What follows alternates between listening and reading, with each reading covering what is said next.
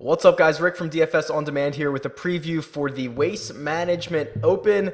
This is always a fun one. This tournament not only coincides with the Super Bowl, so it's just a weekend-long sports fest if you're just watching everything, but also, the rowdy crowds they get there in Phoenix, and, the 16th hole is one of the most famous, insane golf arenas is what it is. That we're going to see on tour this year. So this is always a fun one. In terms of fantasy purposes, it's a par 71. All three of the par 5s are definitely reachable. The rough is usually not very penal, so you can get, your long hitters bomb it out there. If they miss the fairway, it's not that big a deal. We'll talk more about some of the key stats that I'm looking for this week, but let's start with the cheat sheet. So for those of you who are new to this video series, this is a cheat sheet that I put together every week. It's available on dfsondemand.com. And here it is for the Waste Management Open. And it's a pretty good field. We've got a lot of big names. We have 5 guys over $10,000, which seems pretty unique. Now, a lot of interesting things going on here. Hideki Matsuyama, 11,500, is the chalk of the chalk. He's the most expensive player, and he probably should be. If you are a course history guy, there seems to be 2 categories of DFS players: guys that prefer course history and those who prefer recent form. I'm a little bit on the latter. I prefer recent form. But if you're a course history guy, you will probably not find anyone all year long in any tournament with a better course history than Matsuyama has this week in a large enough sample. So let's just look at the course history tool here. And Matsuyama has played this 4 times, which is a pretty big sample size to have over 107 DraftKings points per start. So that's a pretty big sample size. Last 4 years, first, second, fourth. Like, are you absolutely kidding me? You are not going to find better course history all year. So as a guy who does not usually like to eat chalk, if you're going to eat chalk, now is the time. Matsuyama coming in 4th at the Tournament of Champions, 12th place at the Farmers, both very respectable for their given fields. 8-1 odds to win this thing. I actually really like Ricky Fowler as a play here, and this is something I'm probably going to say a lot this season. You get the $1,100 discount. He has, if Matsuyama wasn't in this field, we would be saying Fowler has the best course or recent course history here. A 4th place and a 2nd place. That 2nd place was he lost in a playoff to Matsuyama. I actually lost a lot of money on that one. I had to bet on that, so I remember it very vividly. But Fowler's been great here. And outside of the cut last week, which we kind of said, like, Torrey has been a bloodbath for some of the top players the last couple years. It's gotten Ricky Fowler a couple times. It got him again this year. Going back to the Tournament of Champions, he finished 4th. The start before that, it was a 2nd place at the OHL. So Fowler's going to be just fine. I'm wondering if this miscut is going to affect his ownership. Now, when we talk about ownership, I think there's something really interesting going on here. It's Jordan Spieth. So Jordan Spieth is what I like to say is the sandwich pricing, right? He's between what I think are going to be some of the most popular players on the slate. Matsuyama is going to be the chalk. Like, if you're paying $11,400 for Spieth, you might as well pay $11,500 and go get Matsuyama. And you get the excellent course history, the great recent form. Or you can save money and go down and get Jon Rahm, who's already won and has a 2nd place at the Tournament of Champions, one of the most popular players on tour. You can get Ricky Fowler, or you can get Justin Thomas, all for cheaper than Jordan Spieth. But Jordan Spieth is tied for the odds-on favorite to win this at 8-1 with Matsuyama, averaging more DraftKings points. I mean, I don't have to give you Jordan Spieth's resume.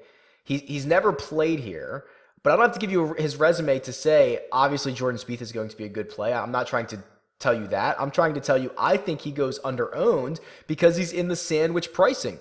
You usually go up and pay the full amount for Matsuyama, or you come down and get any one of those other 4 studs, which leaves Spieth in a place that's like wow, like what do we do here? And he's still 8-1 to win this thing. So I think he's a really good DFS play, especially for GPPs. I'm hoping you get him at a pretty good premium. Before I move along, I do just want to point out a few things. I'm going to go to the game logs here, and I'll just show you the winners from past years. So here's Matsuyama's 2 wins. You're going to have to be mid to high teens under par to win this thing. I don't know what happened in 2013, what the conditions were when Mickelson won it at 28 under. But look, I mean, look at this. You basically got to be 14 to 17 under par to win this thing. So you're gonna have to make some birdies all week long, and you're gonna have to destroy the par fives. Okay, so going back to the cheat sheet here, let's see if we can find any other interesting plays or guys who are standing out. JB Holmes made a lot of noise last week for waiting as long as he did on 18, but he was still in contention, right? So $8,700, you get a guy who was in contention last week, and he has a 6th place finish here in the past. He's made the cut at least 4 times in a row with 2 straight top 25s. I think you could do much worse there. Kind of in the same ballpark as Gary Woodland, like a bomber. Hasn't had the same course history, but someone who can just stick it out there. He's played well recently, and you know, the missing fairways probably isn't going to kill him. Here's an interesting one. Austin Cook has already won this year, but you can see he's done more than that, right? Like 4 straight top 25s. He's got more average DraftKings points. If you want to go just on DraftKings points, than nearly everyone in the field. I think only Jordan Spieth has more. So Austin Cook would be interesting. But here's the one that I will probably have the most exposure to in this range, and it's Harris English.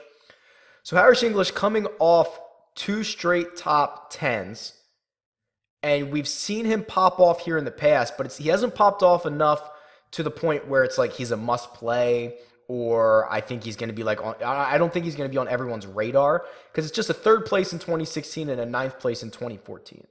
That's enough of a sign for me to say he's got good vibes here at this course, and he's playing well. So I'm pretty cool with Harris English.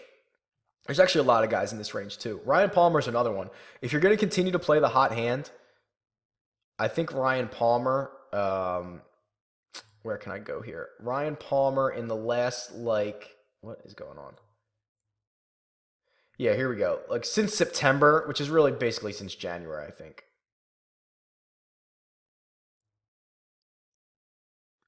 Yeah, like if we look since the start of the new year, which I guess was like the Tournament of Champions, mostly however you slice it, Ryan Palmer is up there in average DraftKings points. So 88 DraftKings points in 3 starts since January, or since the new year started. So now you get him coming off a 2nd place last year. He's had a high finish here in the past. I don't know if Ryan Palmer can close out a golf tournament, to be quite honest with you. Played really well on the par 5s last week at Torrey, which you're going to need to be able to do here again. Made a couple of eagles, which boosted up his DraftKings scoring significantly. So even though he faded, actually, I haven't done this yet, so bear with me. Let's see what his DraftKings scoring was last week. Let's do, what was it? Farmers. This might be good. If this is what I think it is, this would be good. Let me see here. Farmers in 2018, and we'll sort by DraftKings points. Okay, so here's Ryan Palmer. This is exactly what I'm talking about here. Ryan Palmer finished second. Second? Oh, okay, second. Sorry, I was thinking about something else. Finished second, made the playoff, scored 103.5 DraftKings points, which was more than Noren, only 4.5 less than the eventual winner, Jason Day. So Day gets the full, 30 DraftKings points for his finish. Palmer only gets 20, but he made up, 6.5 of those points because he did this. He had 3 eagles, and those are big time scoring, holes on DraftKings. So you get a guy who, if he finishes top 10, he might outscore like a guy in 5th place or something like that if he's going to continue to be able to make eagles. A lot of these par 5s are gettable, so I think he's an interesting play. a lot of middle guys. Let's see if we can go down and get some of the lower guys. I'll show you the odds real quick before I move on. Not a whole lot I'd be interested in down here. But let's see if we can find some value with the odds. Okay. So again, if you're new to this, DraftKings scoring usually is going to correlate with the Vegas odds. Best odds to win, highest price. Second best odds to win, second highest price. It's not exactly like that, but so on and so on. We're looking for discrepancies. So let's see who would a discrepancy be. Actually, Gary Woodland would be a little bit. Actually, Zach Johnson's a big one, right? So Vegas has Zach Johnson at 40-1 to win. Other peers at 40-1 are at least $1,000 more expensive. So Zach Johnson to me would be underpriced. Francesco Molinari, talked about him last week. This 50-1 range, there's guys who are 7,300 and there's guys who are 8,500. Again, that's a $1,200 difference for what Vegas, to win is the same thing. Let's see if we can go a little deeper here. Piercy at 60-1, a little bit of a pop off. The rest of it looks pretty good within a few $100s of each other. But there are a few guys that stand out that might be a little bit underpriced. So that's Zach Johnson, that's Molinari, and it is actually basically anyone in this 50 range that's not named Phil Mickelson. All look to be a bit underpriced. All right. Let's move along to what my favorite new little thing is here. And it's this correlation chart. Okay, this key stats correlation. So, again, if you're new, I have all the game logs, all the scoring, and all the stats from the last 8 years on the PGA Tour. I'm running a regression model to see, in the past, what stats have correlated to success on each course. These are the ones that came up for this week. We're seeing a lot of strokes gained total this year. No surprise. Scoring average popped up. Kind of no surprise there, right? Like scoring average, better players do better, of course. SFDA is this really sneaky one that keeps popping up. That is strokes, I think it's strokes gained against the field differential or something like that. And it's a per round stat that essentially puts everyone on the same playing field and measures, okay, like if it was windy and rainy, who else played that round? Like, did he outperform the field in that round? Yes or no? And it adds it all up and you get this final number. That's a really interesting one because I think it's good for fantasy purposes because it's really comparing apples to apples and players in the same tournaments, in the same field, in the same conditions, which I think is good. Putts over 10 feet popping up, and then, of course, birdie or better. So we don't always see birdie or better on here. This week we have it. So let's just run through a few of these and see if any of the value options or who pops off here. So strokes gained total. Oh, also, this is now using 2018 stats. So before we were looking at last year's stats. This is now 2018 stats, so these will be more volatile. You will have players who you're like, really, that guy? And it might just be a small sample size, but they've at least played enough rounds to qualify for PGA Tour stats. So that's why they're in here. So there might be some names that were like, whoa, we should wait a little bit, but others, it might be a good way to find some value and some trends before everyone else catches on. So for example, Gary Woodland and Chesson Hadley, better strokes gained total than Hideki Matsuyama. Are they better golfers than Hideki? No, not long term, but they've been, by this metric this season they've been. So those might be a couple of guys to be interested in. Webb Simpson's on here. Let's see if there's anyone else. There's Zach Johnson. He continues to pop up. We think he might be undervalued this week. Let's try scoring average. So, yeah, there's Zach Johnson's scoring average. Again, that's not, that's across all tournaments. Zach Johnson, Chesson Hadley pops up again. Ryan Palmer pops up again. There's Ricky. This is going to be a big one for Ricky here, this SFDA. Really, really good against the rest of the field. Really good. Like head and shoulders above the rest of the tour. Um, and same names pop up, right? Chesson Hadley again. Maybe there's something here. Here's Zach Johnson again. It's really cool to see when you have these stats that have been back tested to find success in DraftKings scoring, and then you have the same guys rising to the top of each of them. It's very difficult for me to overlook them. And I know we just started doing this season for a handful of weeks, but it's been really good so far. And I'm having a really tough time overlooking guys like Hadley's keeps showing up. Zach Johnson, Ryan Palmer keeps showing up. Ricky Fowler keeps showing up. Or when Ricky does show up, he's so much better than the rest of the field. So you can tell why I'm starting to use this more often.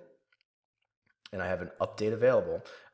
You can see why I'm starting to use this more often, because I think it is really a good way to determine these key stats. Now, putts over 10 feet, this is probably the most volatile one because there hasn't been that many events. So like JB Holmes hitting 33% of his putts over 10 feet, like we maybe do not have a big enough sample size for that one. I'm not super thrilled to use that as a stat this week.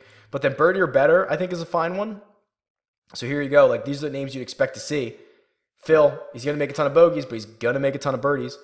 And the same names continue to pop up, right? So we're looking at key stats being Fowler, Palmer, Zach Johnson, Phil a little bit, right? Who else would be on that list?